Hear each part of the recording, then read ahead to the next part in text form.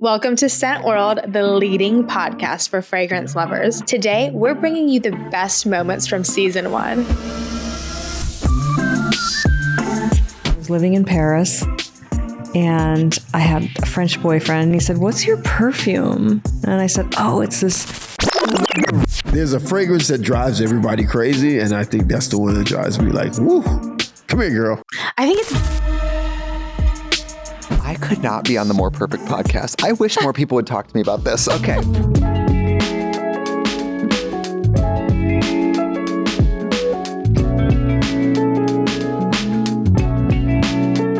Hi, everyone. I'm Marianne Machascu, your host here on Scent World, where we bring you all of the exclusive fragrance and beauty news. I am a beauty and style editor, but also your resident scent advisor here at Scent World. Today, we have an extra special episode for you as we celebrate the end of our very first season here at Scent World. We've had the chance to go behind the scenes and see exactly how some of the most iconic fragrances in the world have been created, but we didn't stop there. We've also had the chance to speak with entertainers, artists, and pop culture legends about how they like to express themselves through the silent yet significant art form that is scent. So grab your favorite perfume, aim for your pulse points, and let's take a look back at the scents that moved us, the people who inspired us, and the stories that have connected us all. And if you stick around to the end, we have a very special surprise for you. The queen of fragrance layering herself will reveal to you exactly how she likes to layer on her signature scent. So this was a really fun one. I was so excited to have the chance to speak with Dita Von Teese, who is one of the biggest names in burlesque since Gypsy Rose Lee. And icon of glamour, no big deal here. She opened up about how she sees perfume as a way to transform yourself and talked about the mid-century women who inspired her one-of-a-kind style. Here, Dita talks about a very difficult decision that she had to face when it came to her signature scent. I went and bought this strapless bra and I remember getting home and the bag smelled so good. It was in this wrapped in tissue and it was just a plain old strapless bra. It was wrapped in tissue and that paper bag. And I remember this scent wafting out of the bag and I was like, oh my God. So they had put a sample in the bag and that sample had spilled. And the bra was just soaked in this perfume. And I had it for a while and it still retained the fragrance. It was a very nice perfume, a pure perfume. And it lasted forever. And the more time that went on, the better it smelled. And then so I had to go back to the store and find out what it was. It was called Quelque Fleur. Okay. Which is a very famous fragrance, an expensive fragrance. She was so sweet and down to earth and just so generous with her time. We ended up talking about some of our pets and I got to play a video for her of my cat who I have accidentally taught how to say hello. And I remember Dita being like, "Oh, that's ridiculous. That's so funny." She was such a sweetheart. That was just such a memorable day. And yeah, I think just so fondly of just the whole process whenever I look back at this episode. Heather, our superstar social media lead over here at Team Scentbird, had such a blast talking with Trixie Mattel. Trixie is everyone's favorite drag superstar, pop culture legend, and founder of Trixie Cosmetics. Trixie shared her obsession for perfume, gave advice to real people on the internet, and even put her nose to the test when it came to guessing common fragrance ingredients. One of our favorite moments was when Trixie talked about how fragrance is an accessory before she hits the stage, but also in everyday life. I could not be on the More Perfect podcast. I wish more people would talk to me about this. Okay. So when I get ready, I have an idea of what I'm going to wear for the day. I do my makeup kind of a certain way for a certain look. Then I'll pick the costume. Once I pick the costume, I pick the hair. Okay. Then I put on the jewelry. Yes. And once I'm really done, I look in the mirror before we walk out. I can hear Brandon opening the front door, starting to pull the suitcases out the front door. That's when I walk up to my wall of fragrances and I'm like, I look in the mirror, I look at what I see and I'm like, what will communicate this to somebody who might not even be able to see me? How do I communicate this? Exactly. And that's how I know to pick something really clean that day or really bright or super feminine. I mean, MAC Candy Yum Yum smells like cotton candy in a flower shop, dipped in sugar, dipped in femininity. Like it is but sometimes I look in the mirror if I'm like DJing, and I remember 2 months ago, I DJ'd for the band Aqua. You know, they sing Barbie Girl. Yeah. And I was in a high neck, long plastic pink gown. Oh my God. And I was like, if we're doing full Barbie, I need candy yum yum. I want to smell like a cherry Laffy Taffy. Yeah. So sometimes it really just goes down to like, how do I continue this story in the way I smell? Right. It all has to go to me. Yeah. The same way you wouldn't pick the wrong earring or the wrong shoe. Don't pick the wrong smell. Oh my gosh, Mac Candy Yum Yum. Are you kidding me? That just unlocked like a core memory for me. And it was a very 2016 scent for me. That was when I started getting back into gourmands. And I feel like I was raised on gourmands, and then I took a brief departure from it, started getting into watery florals. But I know I'm a gourmand girl at heart. And that was one of the fragrances that kind of brought me back into that sweet candy-filled world that I know in my bright pink heart of hearts is where I belong. For our next episode, we had the privilege of having Jenny B. Fine, executive editor of beauty at Women's Wear Daily, come on as a guest host, and she sat down with Frédéric Malle, who is the visionary behind Editions de Parfums. He redefined the fragrance industry by spotlighting perfumers as true artists. Frédéric shared his creative process, the craftsmanship behind his iconic scents, and the fascinating stories behind them, including one inspired by mouthwash, if you can believe it, and another perfected over 690 iterations. He also gave recommendations for timeless fragrances, and it honestly was a masterclass in the art of perfumery. Because I came from the perfume industry, I came from a lab, I grew up at a lab, and I can speak the perfumer's language. I share that language. Mm-hmm. So when I work with them, we don't speak in terms of marketing. We speak the fragrance language, meaning, as perfume is a little bit like a collage. What if we mix this ingredient and that ingredient? What if we took this smell, a flower from nature, an existing scent, took only that part of the smell and mix it with maybe another smell or another ingredient to give it a twist and make it something unique. So, first of all, the conversation to begin with has nothing to do with money. It has nothing to do with a target. It just has to do with the artistry. Then, yes, the freedom comes from the fact that we don't set price targets. You know, the sky's the limit. We don't give each other a deadline because we know that sometimes we can make a perfume in 6 months, but it can take a year and a half. I mean, Kernel Flower was a nightmare. It took us a year and a half and 690 tries to get it right. 690 tries to get it right. Them. At the end, I was so frustrated and furious. I have more questions about that, but I'll let you finish. But I mean, it was worth it. It was great. But it was a sufferance. And so we don't set ourselves those limits. And I'm curious, how do you know when a fragrance is finished? We know that's a very strange thing.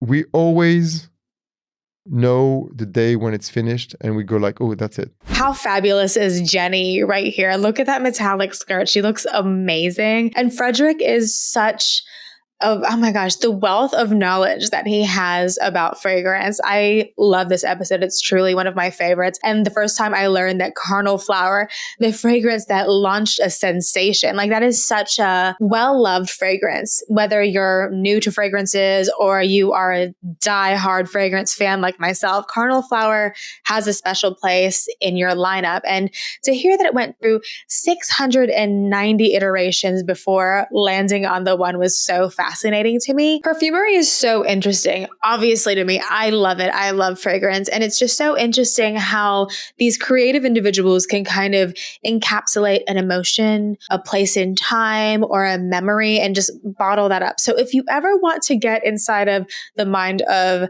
such a genius like Frédéric, I encourage you to watch this episode. You are going to learn so much. So this was a big moment for me personally because I had his poster hanging on my mirror growing up. Supermodel Tyson Beckford, best known as the face of Polo Ralph Lauren and a trailblazer in 90s fashion, joined Scent World to share his insights from his iconic career and personal life. We talked about why the Polo Sport fragrance was such a groundbreaking moment, and he revealed the grooming rituals that keep him looking sharp, but also his favorite fragrance on a woman. What are some of your favorite fragrances to smell on a woman? Ooh, Gucci's got one right now. I don't know the name of it, but it's in a pink bottle. Oh my God. Every time I go to Europe and, you know, if I'm dating somebody at the time, I'll pick some up for her. Like, hey, I got you this. Because like every time I smell it in the store or smell it on someone passing by, I'm just like, oh my God. It just makes me, I don't know. There's a fragrance that drives everybody crazy. And I think that's the one that drives me like, woo, come here, girl. I think it's Gucci Bloom. Yes, it is. Oh my gosh, yes. Oh my God, I love that. Yeah, and look at the price. Come on, fellas.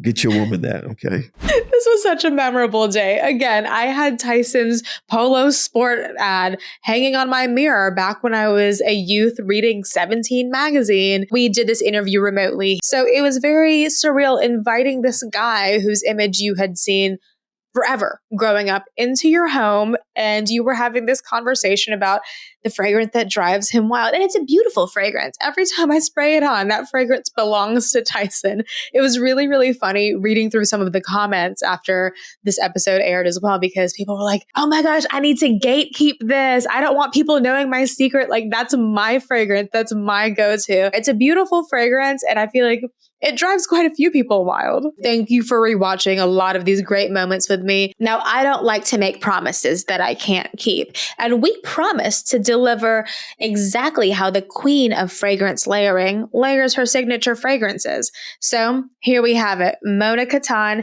your favorite perfumer's favorite perfumer, in how she likes to create her own signature scents by layering. You know her, you love her, and you know her brand very well. She is the founder and visionary behind K. Alley Fragrances, which is the brand that kind of introduced the world to the art of scent layering. She gave us fragrance recommendations from her massive collection of over 4,000 fragrance bottles. Not even kidding. We got a sneak peek into the closet. Get ready to have your mind blown at how Mona likes to apply fragrance in the most luxurious way possible. So if I have like as much time as I'd like, then I definitely would start with, layering the different types of formats. Mm-hmm. So starting with like a beautiful body scrub in the shower, a scented body scrub, body wash, and then when you come out, like a beautiful body oil or lotion. Body oil tends to carry your fragrance a lot longer, and I do prefer it over lotion if you are using it to set your skin for fragrances. And perfumed oil is also a big thing here in the Middle East. Yeah. Like it's everywhere. And then I start with my eau de parfum. And I usually start with layering.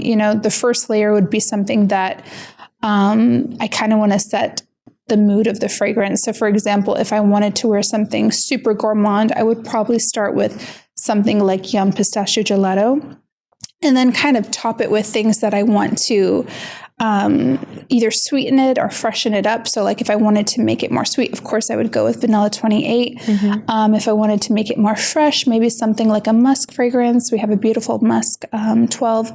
Or citrusy. You could make it more citrusy. So I just like to play and experiment, and sometimes I will go out of control and I'll layer up to like 10 fragrances.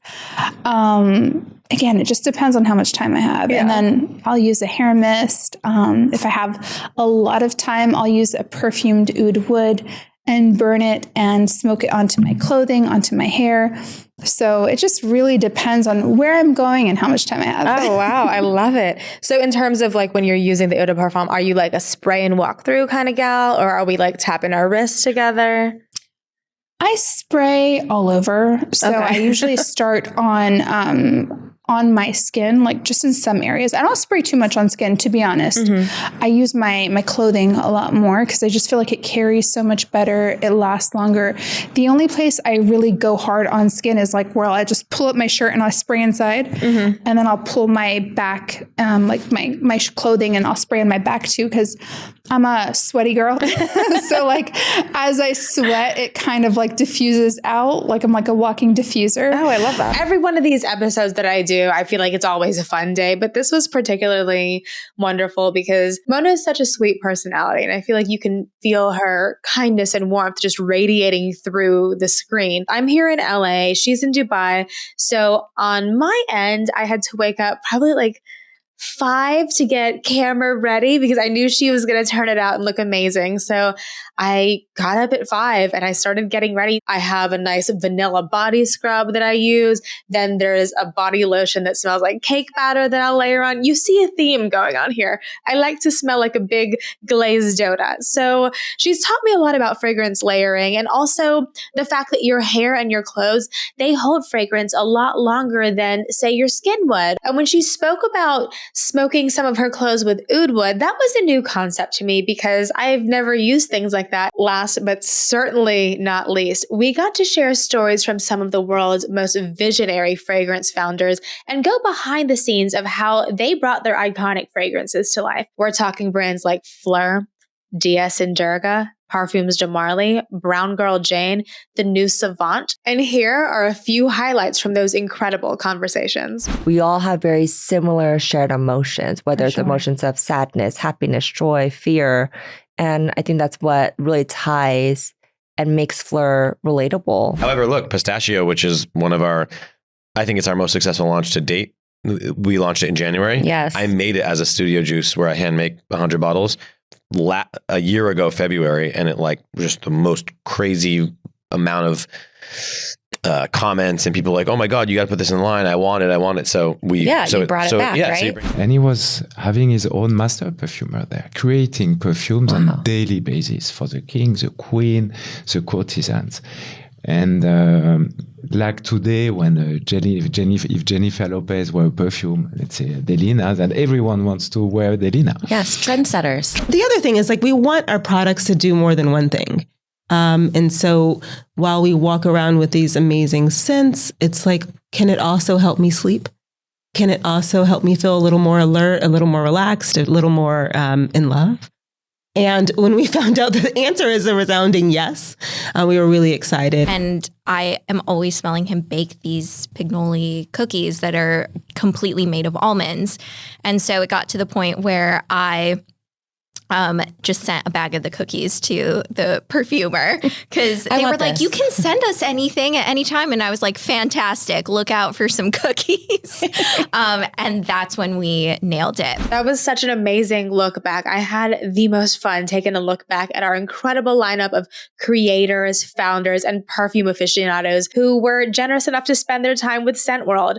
Huge thank you to all of our listeners and viewers. Please subscribe and share this podcast with all of your friends and fragrance fanatics to help us grow. We are so excited to be working on season 2 of Scent World, which you can expect to see in the new year, and you will not believe the amazing guests that we have in store for you. We will see you in January, but in the meantime, leave us some comments or slide into our DMs with who you would like to see in the new season. We're going to try our best to make it happen. And that's a wrap. I'm Marianne Machescu. Thank you so much for joining us on Scent World.